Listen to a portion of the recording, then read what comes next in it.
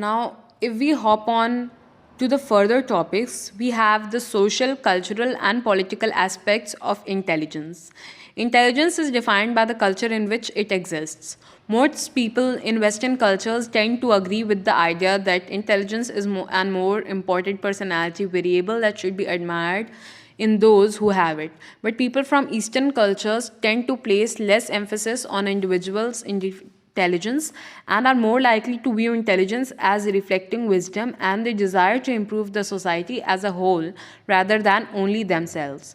And in some cultures, such as United States, it is seen as unfair and prejudicial to argue, even at a scholarly conference, that men and women might have different abilities in domains such as math and science, and that these differences might be caused by genetics, even though, as we have seen, a great deal of intelligence is determined by genetics.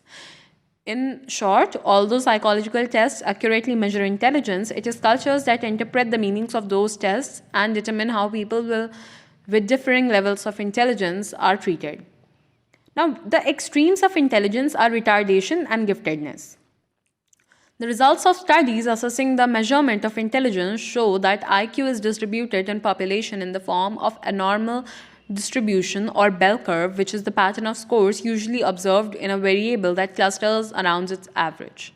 In normal distribution, the bulk of the score falls towards the below in the middle, with many fewer scores falling at the extremes. The normal distribution of intelligence shows that on IQ tests as well as on other measures, the majority of people cluster around the average are either very smart or very dull, because the standard deviation of an IQ test is about 1.5. This means that about 2% of the people score above an IQ of 130, often considered to be the threshold for giftedness, and about the same percentage score below an IQ of 70, often being considered the threshold for mental retardation. Now, extremely low intelligence. One end of the distribution of intelligence scores is defined by people with very low IQ. Mental retardation is a generalized disorder ascribed to people who have an IQ below 70, who have experienced deficits since childhood, and who have trouble with basic life skills such as dressing and feeding oneself and communicating with others.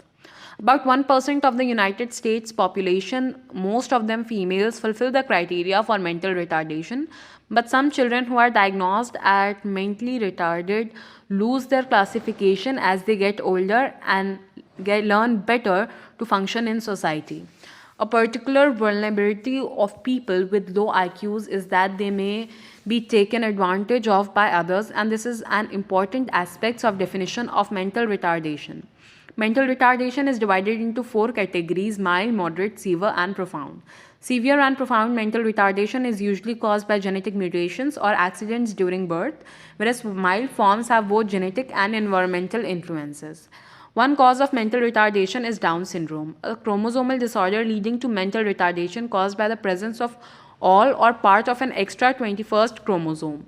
The incidence of Down syndrome is estimated as 1 per 800 to 1000 births, although its prevalence rises sharply in those born to older mothers. Societal attitudes towards individuals with mental retardation have changed over the past decades.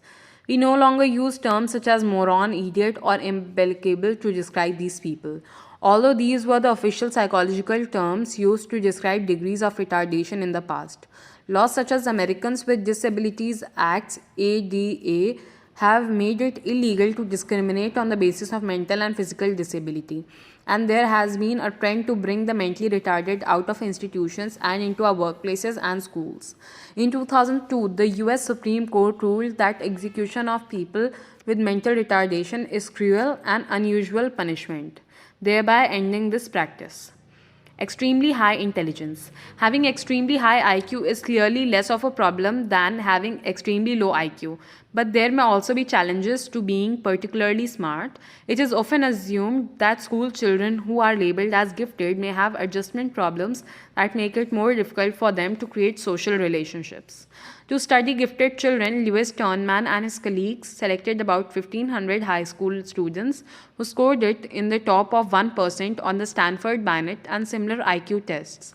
and tracked them for more than severe 7 decades, the children became known as the termites and are still being studied today.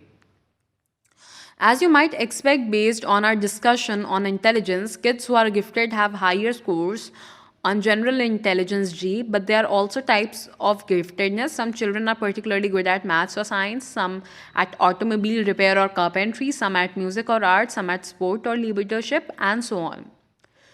There is a lively debate among scholars about whether it is appropriate or beneficial to label some children as gifted and talented in schools and to provide them with accelerated special classes and other programs that are not available to everyone.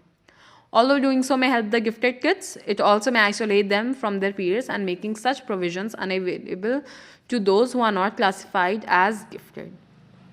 Now, the 6 differences in intelligence.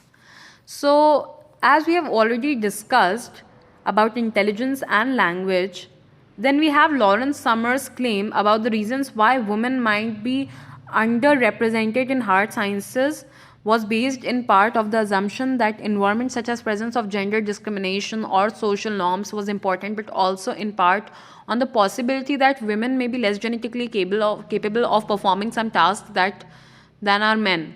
These claims and the responses they provoked provide another example of how cultural interpretations of meanings of IQ can create disagreements and even guide public policy. The fact that women earn many fewer degrees in the hard sciences than men do is not debatable. Now, differences in degree choice are probably not due to overall intelligence because men and women have almost identical intelligence as measured by the standard IQ and aptitude tests. On the other hand, it is possible that the differences are due to variability in intelligence because men than women have very high as well as very low intelligence. Perhaps success in the mathematical and physical sciences requires very high IQ and this favors men. There are also observed sex differences on some particular types of tasks. Women tend to do better than men on some verbal tasks, including spelling, writing, and pronouncing words. And they have better emotional intelligence in the sense that they are better at detecting and recognizing the emotion of others. On average, men do better than women on tasks requiring spatial ability, such as mental rotations tasks. Boys tend to do better than girls on both geography and geometry tasks.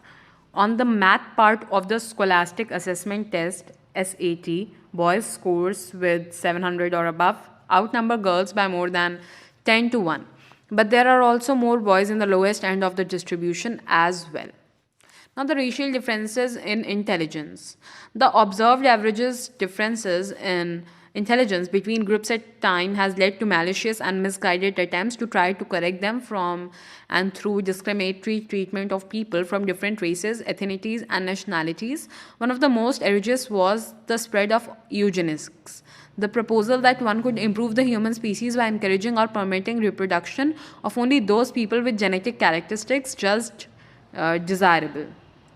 Now, another way that the test might be biased if the questions are framed in such a way easier for the people from one culture to understand than for the people from other cultures. Now, in summary, there was no definitive answer to why IQ bell curves differ across racial and ethnic groups, and most experts believe that environment is important in pushing the bell curves apart. Genetics can also be involved in all of these.